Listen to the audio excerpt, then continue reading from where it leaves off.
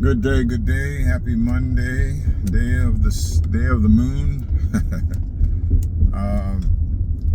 Today I believe I'm not even sure what today. You feel like the days are going by like a blur. I think it's the 6th. I think it's Monday the 6th. I think Sunday was Cinco de Mayo, May 5th. So I'll stake my claim on that. Just wanted to jump on here. A consideration, something to think about.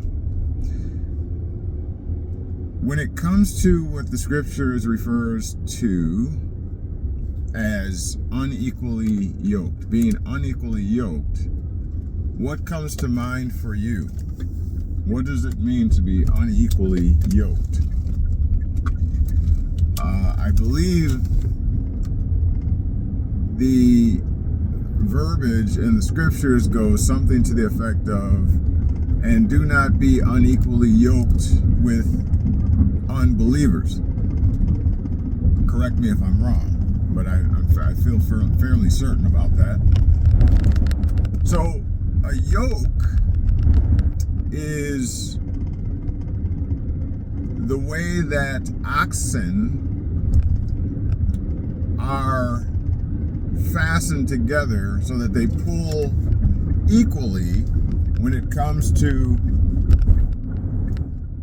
cultivating the earth, turning the soil, etc., etc. You want them to pull evenly so that those lines are straight, and that, like an alignment on a vehicle or a misaligned vehicle, as you're trying to drive straight, it's pulling to the left or to the right. Okay, so you want those oxen to be equally yoked together. Otherwise,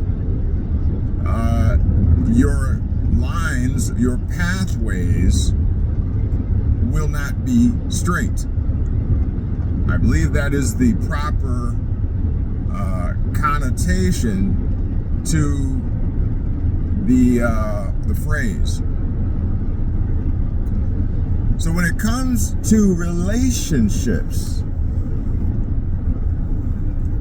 if we were to apply this phrase, parable, fable, what have you, to relationships, how might we learn from this, and what might we learn from this? Our pathways are set and determined all throughout the day. All right, our pathways are the routes between aspirations and successes. If we find ourselves unequally yoked to another or with another, you may find your pursuits become very contentious, very frustrating.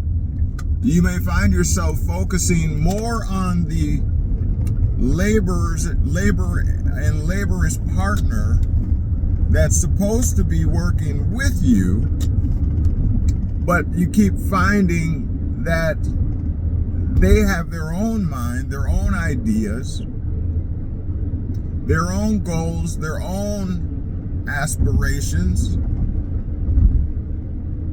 When you were leaning on them and depending on them to help you pull straight, and vice versa. From the perspective of, the other individual, it will be perceived that you are working against them and that you are not aiding them in pulling straight or in traversing the pathways between their aspirations and their success. And so it would seem that it would be very important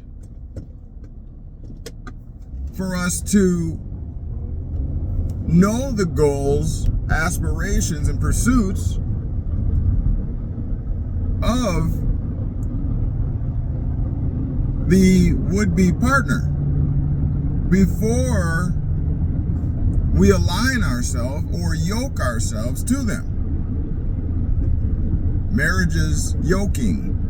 It's a unification. It's a partnership where both individuals work together as a unit, pulling each other's weight. I hear a lot from friends and acquaintances that have been burned through relationships and partnerships with friends or who they thought was their friend when it comes to business. And now it is popularly stated that you should not go into a partnership, especially with friends and or family. It just doesn't work, quote unquote. Why might this be? The phrase familiarity breeds contempt comes to mind. The more people know you, the more people underestimate you. Let me state that again. The more that people know you, the more that people will tend to underestimate you. They estimate you under your capabilities and capacities.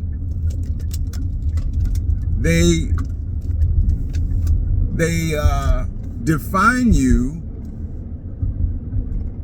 by the intimacies that they have come to enjoy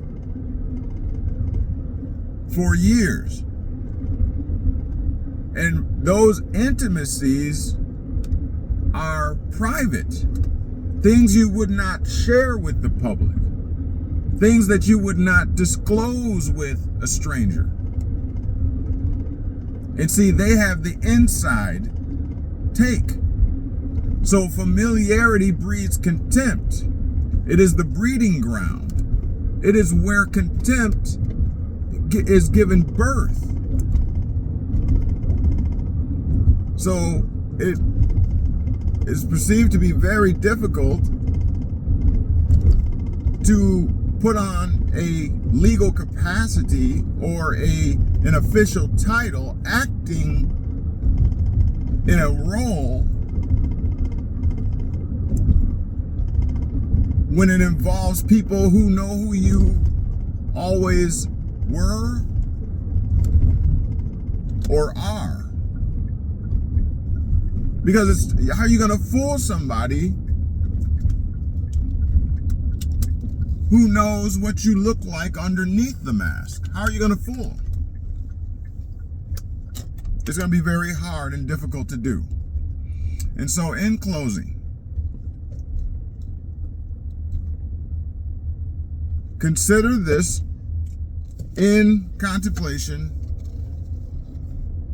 of being unequally yoked to what the Bible, Scripture says, an unbeliever.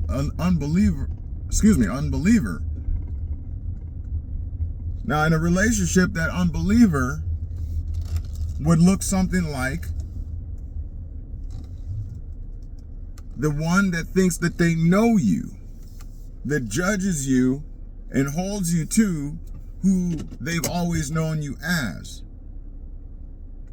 They won't let you become your better self or the self that you aspire to portray. They won't let you do that. There is an expectation. They hold you to themselves. They stifle your growth. They don't want you to grow.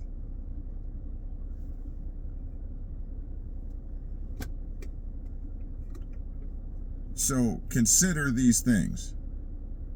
I just wanted to put this on your mind today. We'll talk more about it perhaps later on today. What say you? Do you have a feeling of being unequally yoked? Is familiarity breeding contempt? Is the one that you name as your partner holding you to an obligation, a personality or character obligation that they have imposed upon you, that they have set upon you? Are they stifling your growth and keeping you from becoming your better self?